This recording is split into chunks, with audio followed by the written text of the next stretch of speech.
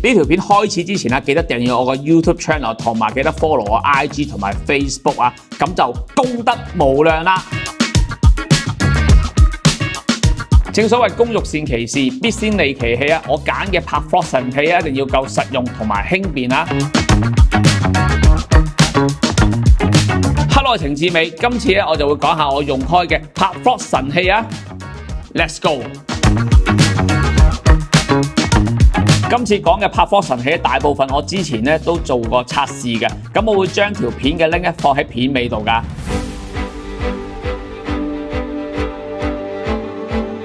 神器一 Sony ZV-E1 相機。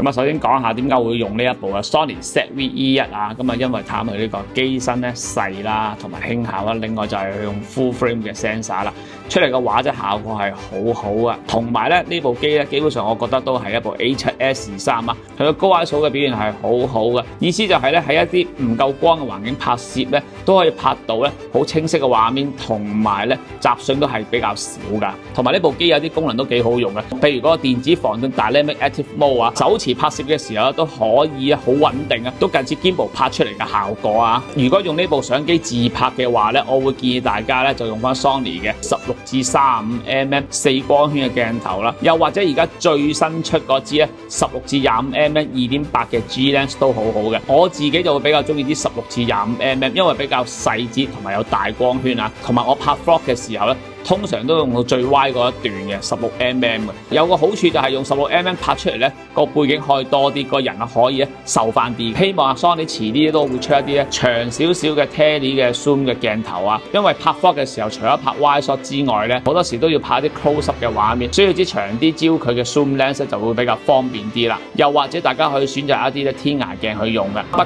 過咧通常天涯鏡咧光圈比較細，咁啊同埋咧就係冇咁歪嘅。另外啦，佢部機本身個收音咧都唔差嘅，佢可以有揀指向性啦，或者係全區域咁去收音嘅。但係咧，我會建議大家咧，雖然佢呢個咪咧都收得唔差嘅，但係用翻無線咪去收音咧，效果其實係會好好多嘅。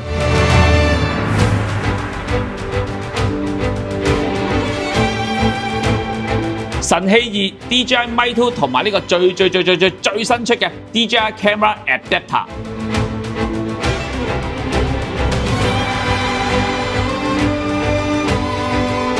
首先講下呢個 DJI Mic 2啦，佢有兩個嘅無線咪啦，同埋咧一個接收器嘅。咁會將呢個接收器咧就安裝落去我呢個 Sony 嘅 ZV-E1 度啦，然之後咧就用一條3.5mm 嘅聲音輸出嘅線咧就插落去咧呢個 ZV-E1 嘅聲音輸入嗰度嘅。雖然咧插條線咧就可以接駁到條聲落去個相機度，但係咧我自己一路以嚟都好中意咧 Sony 本身自己出嗰啲咧有 multi interface 嘅無線咪嘅。點解咧？因為一插咧就可以用到啦。不過咧，就係 Sony 而家暫時出緊嘅無線咪都冇呢一個咧32bit flow 嘅內錄功能啦，比較咧就爭少少啊。咁希望佢可以咧努力少少啦。咁但係而家咧呢個咧 DJI Mic 2咧，居然咧出咗呢一個咧 DJI 嘅 Camera Adapter， 可以將呢個咧接收器咧安裝落去呢一個咧 Camera Adapter 咧，然之後咧就再安裝落去呢一個 Sony 嘅相機嘅 Multi Interface 嗰度啦。咁可以唔使再用呢個咧3.5mm 嗰條線去接駁落個相機度啦，比較方便啲。對拍 vlog 嚟講咧，我覺得最緊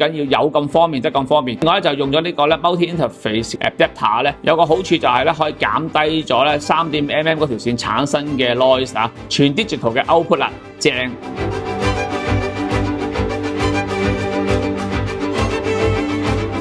神器三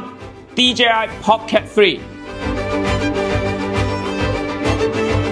咁而家我出去拍旅遊 vlog 咧，多數咧都會攞一個 DJI Pocket 3，再加一部咧 Sony ZV-E1 或者係其他唔同牌子嘅相機啊。咁啊，點解明明有相機都要攞呢個 Pocket 3去做咧？通常我拍旅遊 vlog 都係做即時嘅講解㗎，係冇稿㗎。咁我需要一部咧比較輕啲、機動性強啲嘅相機去拍咧，就會講出嚟咧比較效果會好好多啊。雖然 ZV-E1 都比較細部，咁但係始終咧單手揸住部 ZV-E1 邊行邊拍咧，都比較上有啲吃力，同埋好多時候咧都影響到我讀稿嘅效果啊。咁所以我就用呢個 Pocket 3。ZV-E1 畫質係靚好多，咁但係咧嗰個負重比較大啲，同埋咧手持邊行邊拍咧嗰個防震效果係一定唔夠呢個 DJI Pocket 3咁好嘅。點解我又唔用一啲 Action Cam， 譬如Action 4啊，或者係呢一部Insta360 Ace Pro 啊？咁原因都係咧想個畫質比較好啲，同埋呢個 DJI Pocket 3可以直接接駁落去呢一個DJI Mic 2度嘅。雖然而家呢個 DJI Mic 2咧可以經藍牙咧接駁落去呢個 Insta360 Ace Pro 啊，不過收出嚟嘅聲音係比較差啲，同埋咧係冇內錄功能，同埋冇咗呢個denoise 嘅功能啊。呢個 Pocket 3嘅畫質咧絕對係完勝呢一個Insta360 Ace Pro 啊。雖然呢個 Ace Pro 咧係有呢個 Pure Video 嘅功能啊，即係咧夜晚拍攝嘅時候咧個 noise 咧都可以用 AI 咧去將佢做到個畫面比較清晰。不過咧始終呢個 Pocket 3咧都係用一個1寸 sensor 出嚟嘅畫質效果咧係完勝呢一個 Ace Pro 嘅。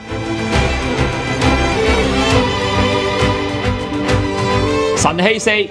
磁石掛牌。呢個磁石掛牌點樣用咧？就好似係我身上面呢個咪咁樣啦，擺喺我心口嘅中間嘅，好少擺喺我個衫領度啊。雖然咧個 DJI Mic 2咧係有呢個夾啊，但係我都少用呢個夾夾喺我個衫領度，因為夾喺個衫領度好多時咧就會反咗出嚟嘅，同埋加埋一個 dead cat 喺度咧，其實好大嚿嘢喺呢個頸度，我覺得唔好睇啊。另外就係覺得都好麻煩，要每次都要咁樣抽起件衫啊，咁樣夾落去咧，咁我覺得唔係好方便啊。每次我要做自拍講解嘅時候咧，呢個磁石掛牌咧我就會將佢咧掛喺個身上面啦，然之後放喺件衫裏邊，將個咪直接吸落去咧就比較方便快捷啦。有時一日嘅拍攝咧，我會直情長期將呢個咪咧直接吸咗落去個心口嘅位置啊。但係有一個危險性咧，就係撞一撞咧就係會跌落地下嘅。咁點樣解決呢個問題咧？我通常都會有一條咧